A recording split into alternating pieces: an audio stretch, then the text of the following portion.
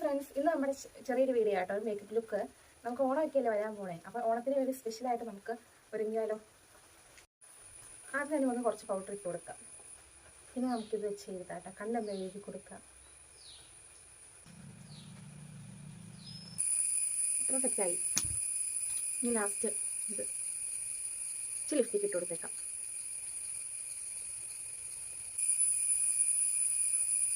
ദാത്തി അറിഞ്ഞിട്ടുണ്ടെങ്കിൽ ഞാൻ മറന്നുപോയി.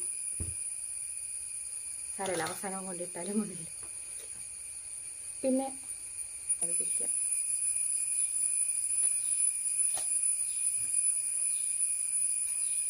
ഇനി ഫൈനൽ ലുക്ക് ഞാൻ കാണിച്ചത് കേട്ടോ.